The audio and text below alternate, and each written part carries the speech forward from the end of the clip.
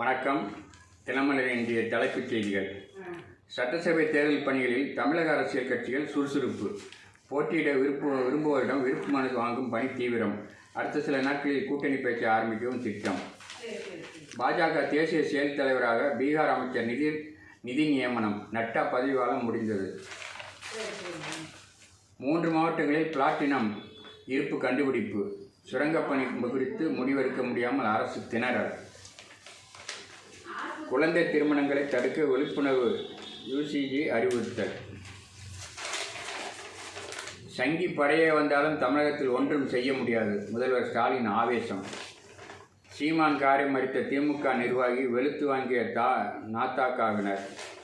திமுக பக்கம் திரும்புகிறதா முத்தையர் சமுதாய ஓட்டுகள். சர்வே முடிவால் ஆளுங்கட்சி உற்சாகம். மாணவியருக்கு மது விற்றோர் மீது என்ன நடவடிக்கை? அன்புமணி ராமதாஸ். டில்லியில் அமித்ஷாவை சந்தித்தார் நயினார் நாகேந்திரன். எங்களுக்கு பாஜக எதிரி இல்லை சொல்கிறார் காதர் மொய்தீன். பொங்கல் பண்டிகை விழா தஞ்சாவூரில் விவசாயிகளுடன் பிரதமர் மோடி பங்கேற்பு. பொதுத் தேர்வு ரிசல்ட்டை அதிகரிக்க அதிகாரிகள் படை களமிறக்கம். 19ஆம் வகுப்பு +2க்கு. கடலோர மாவட்டங்களில் இன்று மிதமான மழை. கைமாறிய மனைகளுக்கு விலை நிர்ணயிப்பது தாமதம். 25 ஆண்டுகளாக தூசு படிந்து கோப்புகள் காத்திருப்பு. புதிய கட்சி துவக்கினார் லாட்டரி அதிபர் மகன். வரும் 23இல் மாவட்ட செயலாளர்கள் கூட்டம். பன்னீர்செல்வம் அறிவிப்பு.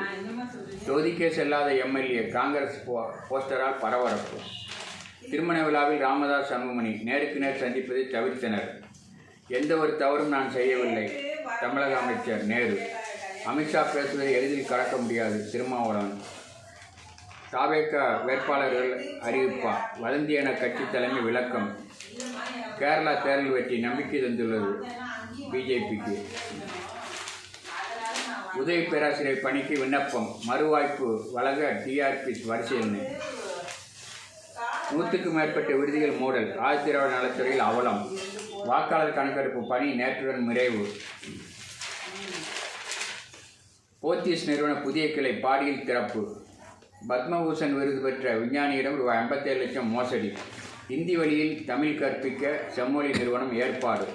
தேசிய லோக் அதாலத்தில் 1 லட்சம் வழக்குகளுக்கு தீர்வு. ஆன்லைன் டிப்ளமா பயிற்சி சென்னையில். சைபர் கிரைம் மோசடியால் ஏற்பட்ட இழப்பு ரூபாய் 1000 கோடி. சர்வதேச நெட்வொர்க்கை கண்டுபிடித்தது சிபிஐ. உலக பொருளாதார மன்ற கூட்டம். 4 மாநில முதல்வர்கள் பங்கேற்பு. 13 வயதிலேயே போதைக்கு அடிமையாகும் மாணவர்கள். எய்ம்ஸ் ஆய்வில் அதிர்ச்சி தகவல்.